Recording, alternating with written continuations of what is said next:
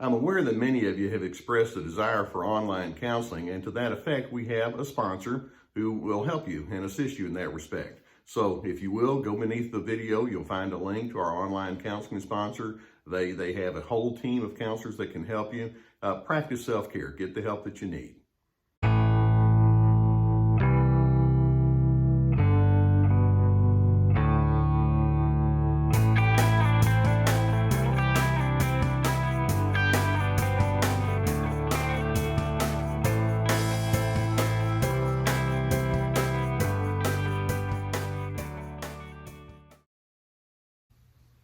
One of the hallmarks of a psychologically healthy individual is the willingness to take responsibility for the way that you manage life. Now, that implies a couple of things right up front. First, it implies that you actually have a well-conceived plan as to what that mature life would consist of. And then second, it also implies that you have a willingness to act upon that plan. So I'm hoping you're the kind of person that says, well, I know who I am. I know what kind of ingredients that I want to emphasize so that I have success in my own psychological and relational maturity. And you're the kind of person that people can look at and say, I can count on you. There are, however, some individuals who don't think the way I just described. These individuals operate with what I refer to as psychological laziness. These psychologically lazy individuals, they just kind of dodge the effort to take responsibility for themselves because they don't really have a well-conceived plan about who they want to be. They may have ideas about what they want to have happen to them, but they're not really willing to consistently live according to their own initiatives and consistently living into clean and healthy initiatives. Now, I want to give you a checklist of 10 characteristics of those who would fit into this category of psychological laziness, because it's important for you to see what you're dealing with, because I know that if you're engaging with these individuals, that there are times when it can leave you just wanting to pull your hair out. But at least if you understand that there is a pattern there, and it's not about you, it's about the person who's perpetuating the pattern, then it can allow you to at least separate yourself off from some of the improprieties that they throw in your direction. Now, the first in this checklist is this. Psychologically lazy individuals will immediately begin making excuses when problems arise. Whenever there's been a difficulty between you and that person, they immediately start blame shifting. Well, if you hadn't have done this, or I was planning on doing this, but something came along and it just disrupted me, rather than just simply saying, I blew it, I made a mistake, there's always an excuse that these individuals operate with. And once or twice when you have that, I mean, we can have explanations about why plans fall apart, but when you realize this is an ongoing chronic pattern, it's much more than just certain things that didn't play out well. This is a pattern of life that they're caught into. Blame shifting, excuse making. A second part of this checklist, number 2, is they have a chronic repetition of annoying habits. For example, sometimes people who are psychologically lazy are known for having very poor time management skills. Or it may be that they get upset when they're in traffic. They were upset yesterday, they were upset a week ago, they were upset 10 years ago with traffic, and they still haven't figured out that traffic is what it is. Or it may be that they have the annoying habit of misusing alcohol, or they get caught up in time management with respect to video games, or they don't finish tasks. They can be sloppy. They can just be generally irresponsible. And then when you draw their attention to it, it's like, I'll get to it at some other point, but it's an ongoing, annoying type of habit that they get caught up into. A third indicator of psychological laziness is the unwillingness to modulate anger. I don't have a problem when individuals say they're feeling angry or frustrated or annoyed or tense. Let's talk about it.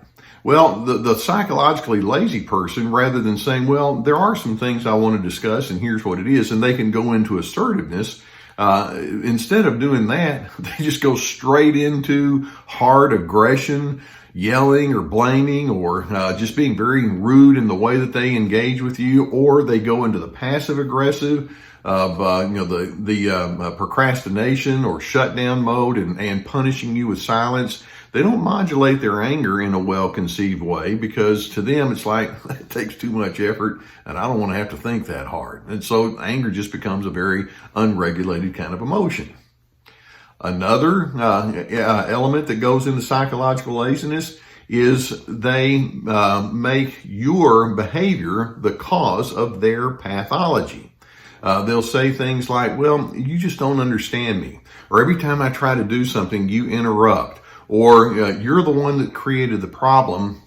And so in their mind, it's like, well, I'd be a perfectly normal and content person if I didn't have to have you over there messing things up. And so they put the locus of control over onto you. And in doing so, they bypass their own need to decide what they're going to do, even if you do disappoint them. A fifth ingredient in psychological laziness is what we would just refer to as ongoing pessimism. Psychologically lazy individuals tend to be easily negative. They have a lack of appreciation. They don't really express gratitude very well. Now, griping, they can do that because anybody can gripe and anybody can criticize, but they don't really have much of a habit or an inclination to say, let's take a look at the things that are optimistic and the things that are good and see if we can build some momentum in that direction. They just park on pessimism. Or a sixth characteristic of psychological laziness is impossible defensiveness. Whenever you try to engage with that person about taking responsibility for themselves or just figuring out how we can do things better in the relationship, they have this very tight and thick, impenetrable wall. And to them, vulnerability takes too much work. It's like, well, if I do that, then it's going to require a certain commitment and a certain introspection and all. And so I don't want to do that. And so being open is not something they want to commit to at all because, well, it's just too draining as far as they're concerned. Now, having said that, it's number 7. Psychologically lazy individuals show little to no introspection. That's not a shock. To them, all the problems that exist in their life are externally generated. They don't look at their own interior. They don't look at who they are and why they react the way they do. It's just like, I don't want to have to think about myself and all the meaning of life and stuff like that. That's just too much. As a result of that, then, number 8, we can say that these individuals live with pervasive insecurity. That's kind of the culmination of all of the lack of taking responsibility for themselves. They have this pervasive insecurity, but they won't do anything about it. For example, these people can have ongoing depressive episodes, or they can get stuck in their anxiety, or they may wonder, how am I coming across to other people? Okay, that's fine. Are you doing something about it? Like, no, I'm just going to stay stuck in my anxiety, depression, and insecurity and all the rest, and they just don't learn and grow. A 9th indicator of psychological laziness is and this is a big one, the use of chronic all or nothing, black and white thinking. To have healthy interactions with others, we need to make room for nuance and unique circumstances. You know, as I get to know you and you get to know me, there are formulas that we can hope that we're going to be able to maintain, and as we go along our merry way to have a good relationship. But there's always going to be some sort of unique situation that causes you to be the way you are or me to be the way I am. And we're willing to learn about that and say, okay, I want to learn your distinctives. And the psychologically lazy person's thinking, that takes too much effort. I don't want to have to learn that about you. And so they have little curiosity. They just say black is black, white is white. That's enough for me. And then finally, number 10, we can say that psychologically lazy individuals have little regard for the impact of their behavior onto other individuals. If their irresponsibility or their lack of regard for you creates stress and strain in someone else, it's like, not my problem. I don't care. And so they don't have much of a feeling of us, and there's not a sense of courtesy and all that goes along with that. It's like if you're over there struggling because of their irresponsibility, it's like, I don't care. It takes too much work. So when we have somebody that's in this psychologically lazy pattern, you can see that it screams the message that says, leave me alone. And then even more honestly, it screams the message, I don't know how to do relationships because I haven't cared enough to try to figure out what relationships are all about.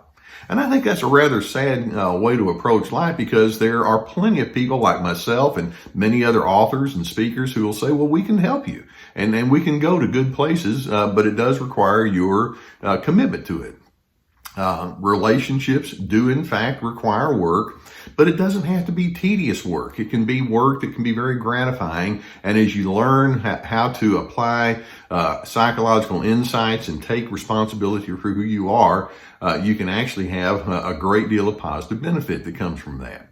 But unfortunately, that's a truth that's lost on the psychologically lazy individuals. Now, as you try to get that psychological lazy person out of their pattern, I mean, it can be analogous to pulling on the rope of that stubborn mule that just simply won't move. And my response is, if that person feels the need to mimic a donkey so that they can just go into a stubborn refusal to take responsibility for life, that's on them. As for me, my response is, I'm going to let go of that rope. And I hope that videos such as this give you some good food for thought and help you understand what it might be that you're dealing with. And I hope that as you see some of this distinctive in other individuals, it can prompt you to say you want to get into the other direction.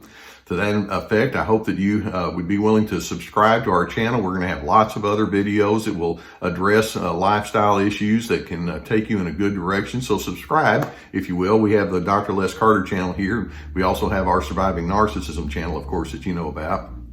In addition, if you have a need for counseling and you'd like for somebody to help you sift this out, I would encourage you to seek counseling where you are, or if you would prefer, we have a link below that could take you to online counseling. We have a sponsor that has a whole team of licensed professional counselors that could assist you. And if that's the case, go through that link and get the help that you would deserve. In addition, we have all sorts of courses, and we have webinars, and we have more that are on the way that are going to come down to the pipeline, and I think you'll find them to be most helpful. We have my books and other kind of resources below, and make yourself available to that.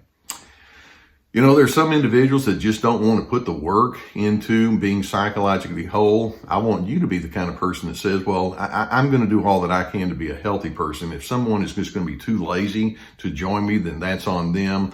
I'm on Team Healthy, and I'm going to lean into all that implies. And when that happens, I'm hoping that you can find your place of wholeness and steadiness, despite the fact that these other individuals don't want to come along with you. And it may be that as you find your peace and your consistency, it'll be aside from them. That's their loss, but it becomes your gain.